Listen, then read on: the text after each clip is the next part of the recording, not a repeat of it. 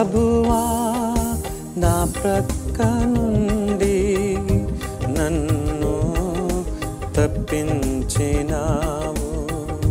ప్రభువా నిన్ను నమ్మి నిన్నాశ్రయించినాను. నరులేమి చేయగలరు, భయమేమి లేదు నాకు. 62వ కీర్తన మొదటి వచ్చిన చక్కని మాట చెప్తాడు, నా ప్రాణము ప్రభువుని నమ్ముకొని మౌనముగా ఉన్నది, ఆయన వలన నాకు రక్షణ కలుగును. చూసారా, భక్తుడు దావీదు దేవుని నమ్ముకున్నాడు కాబట్టి నెమ్మదిగా ఉండగలిగాడు.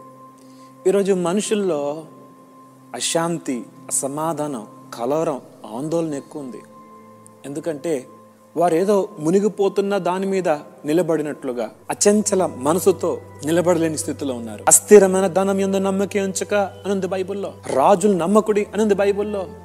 దేవుణ్ణి నమ్మితే దేవుడు నీకు ఆధారంగా ఉంటాడు. మనుషులు మారుతా ఉంటారు కానీ దేవుడు ఎన్నడూ మారడు. ఆయన నా దుర్గం, ఆయన నా ఆశ్రయం, నేను ఆయన నమ్ముకున్నాను కాబట్టి నేను కదల్చబడనని ఎంత ధైర్యంగా చెప్తున్నాడో చూసారా. దావీదు తన పరిస్థితి గురించి చెప్తూ, నేను ఒరుగుచున్న గోడను పడబో కంచెను.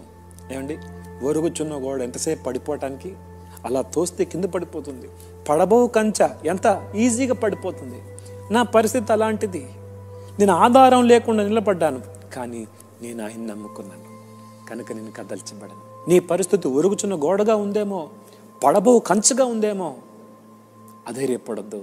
ఇదిగో భక్తుడు దేవుని నమ్ముకొని కదల్చబడకుండా ఉన్నట్లుగా నీవు దేవుని నమ్ముకో, దేవుని మీద ఆధారపడు, నీవు కదల్చబడవని దేవుని సేవకునిగా మీకు తెలియజేస్తున్నాను. నా ప్రార్థన, మహోన్నతుడా, ఈ అస్థిర లోకంలో నిన్ను నమ్మితేనే మేము నెమ్మదిగా ఉండగలం. పరిస్థితులు మమ్మల్ని కలవరపరుస్తూ ఆందోళన గురి చేస్తే, మేము నిన్ను ఆశ్రయిస్తే ఎన్నడూ కదల్చబడమని తెలియజేస్తాం. విత్తబడిన మాటలు మా హృదయాలను కట్టి ఫలింపు చేయమని యేసు నామములో అడుగుతున్నాం తండ్రి, ఆమేన్.